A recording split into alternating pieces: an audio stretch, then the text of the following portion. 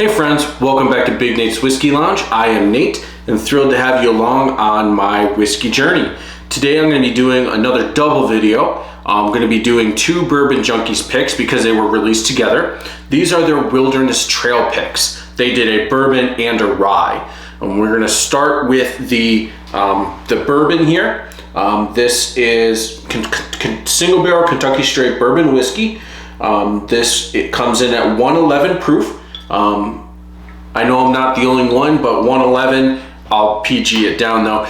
In my house growing up, anytime we scored 111 on like a card game, we called it the poop house. Draw a roof over it, got two houses. I know it's called a little something else, but I'm gonna keep my channel PG rated, so it's called the poop house. So this is the poop house proof. Now this uses a sweet mash, which is interesting. A lot of people may think that sour mash is actually a distinction for specific bourbon or any. My sister sent me a TikTok video the other day where a guy was going over, if you like this type of whiskey, this is the type of person you are, and he defined sour mash as a specific type, and it's really not. A lot of bourbons out there actually start from a sour mash. This one does not. This starts from a sweet mash. The difference between sour mash and sweet mash is what they do is they reserve some of the old mash from an old run, and they use it in the new batch. So and it has something to do with helping with certain chemicals and like it helps in some way. Sour mash is actually a benefit to use, and I forget why. You can look it up. I'm not a scientist, neither are Dan and Sean. That's okay.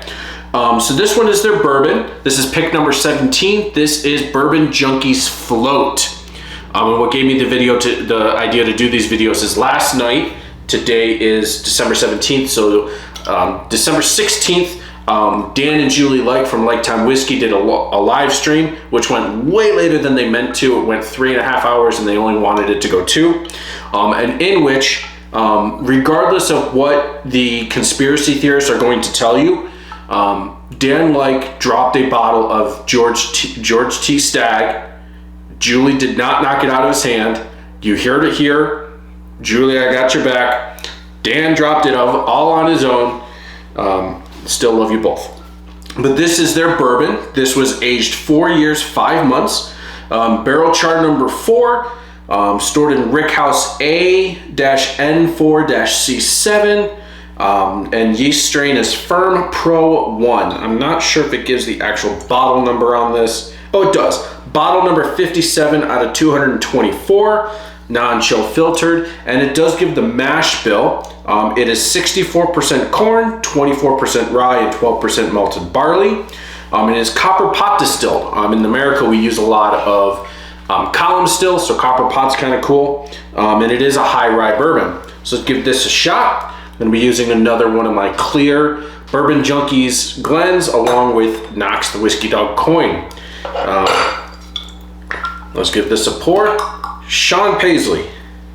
It was kind of a weak cork pop. Sorry, Sean. Ooh, that's a real nice color on that. Very, very nice.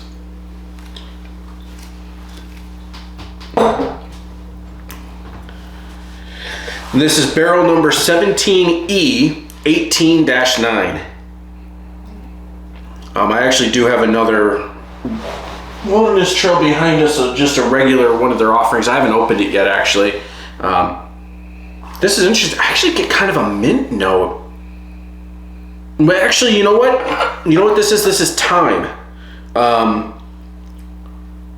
This is thyme. So today, I was cooking a steak, and I'm not going to say who it is because they're not sponsoring me, but I used one of those meal prep, one of the ones a lot of people have used them. They've sponsored a lot of channels. I use one of those where you get meals, and so I was cooking up one of them, and this was a steak one, and it actually had thyme in it, and I'm getting that on the nose.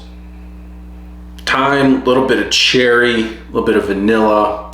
They said root beer on this. That's why it's called Float, is that the people that went on the pick with Dan and Sean, everybody independent of themselves, off the nose, went root beer float, and then when they all shared it with each other, they all had a moment, and that's why they call it Float.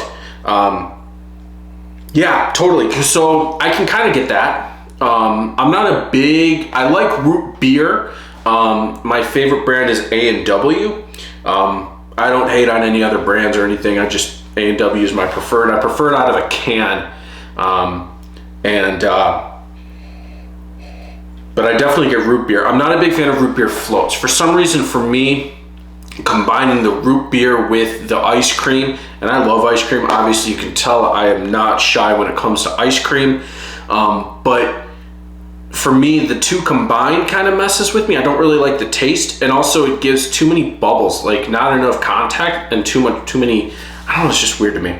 But that just means more for you guys.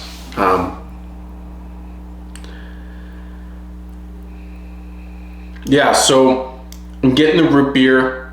I'm getting the, and what is, that's not anise, because anise, star of anise is in licorice. I'm trying to use my notes here to help me out.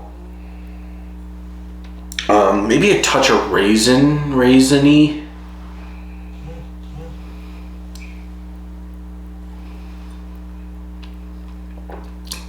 Okay. That's good. Yeah, and I can taste the root, it tastes like root beer. It really does. Root beer with a little bit, it's high rice, I'm getting a little bit of that.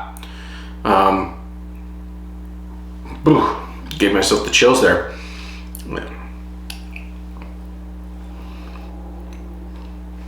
No, that's really good. That's really good. All right. Putting that down for a second, we're going to move on to the rye. Now this is single barrel Kentucky straight. Says Settlers Select Rye. This comes in at 106 proof. Is 4 years 6 months. Number 4 char. Is this in the same? I'm going to check this. Rickhouse A-N13-F9. A little different than the bourbon, and it also comes from the same yeast strain, Firm Pro 1. Now this, if I didn't show you this, I apologize. Oh yeah, I think I did. This is pick 18, obviously Bourbon Junkies, and did they call it anything specific? Or, oh, they call it Wild Rye, R-Y-E-D. You can see it there. And so Dan and Sean on the top of some grain over the Wilderness Trail Distillery. This is bottle 191 out of 206. This also uses a sweet mash, and it comes from, the mash bill is 56% rye, 33% corn, and 11% malted barley, and that's very interesting to me. I've been doing a couple videos, and during my advent calendar, I had several rye whiskeys, and I would try to look up the mash bill, and I was actually surprised a couple times. I was like, oh, there's no corn in the mash bill. Most ryes don't actually have corn in the mash bill. MGP's classic rye is 95.5. I have another channel's rye behind me that is that 95.5, and I'll be doing that in the coming days or weeks. But this actually does have corn as the second grain, actually 33% of it. So that's interesting. Let's give this a shot. So today for my glass, I'm gonna use a Glencairn. This is Operman's Cork and Ale. Operman's is actually Dan and Sean's local store in Midland, but there are two locations. There's one in Midland, which Sean Operman runs. I actually had the pleasure of meeting him. Didn't know that's who it was at the time. He treated me really nicely. We had a great conversation. I wore a Bourbon Junkie shirt in there on purpose because I knew that that's the town that Dan and Sean were from.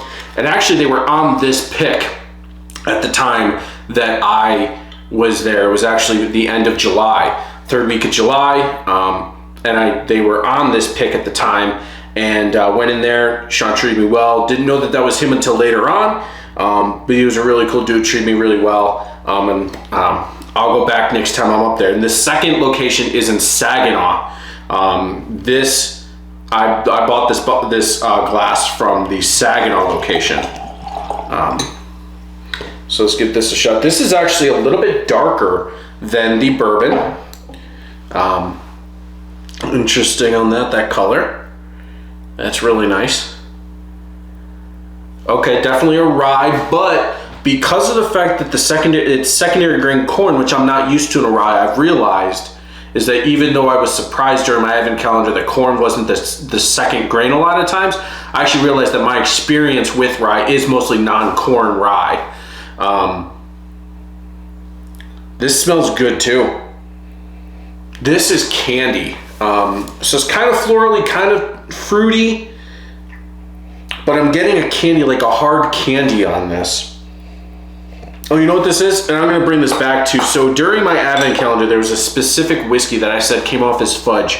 And I mentioned that during the summer, my mom, who's from Michigan, actually she's from Bay City, which is actually relatively close to Midland and Saginaw, where this is located, relatively within, you know, a couple hours of each other.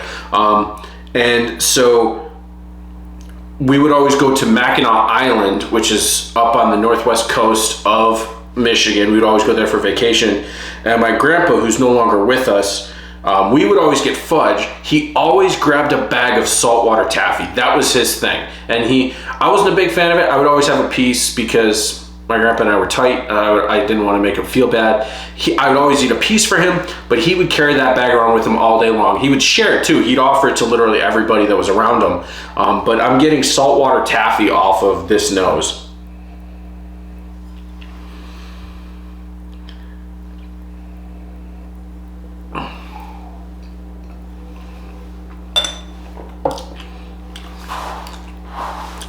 Yeah, it's interesting. The rye-iness of this is tamed down. Now it is, technically, it's not as low as you can go. So behind me I have Pikesville Rye, which comes from Heaven Hill.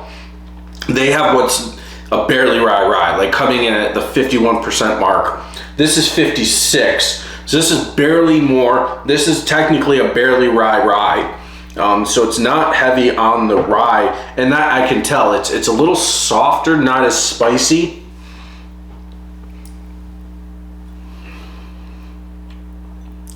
It's really good. We'll go back to the bourbon for a second. Let me take a swig of water in between though.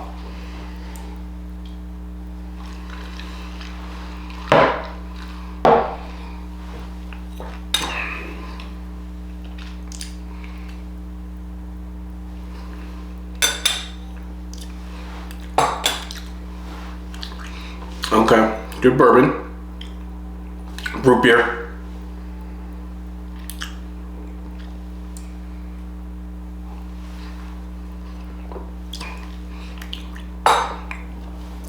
It's the rye for me, dog. To kind of paraphrase Randy Jackson. Of the two, I'm going with the rye. Now, it could be because I'm in the middle of December.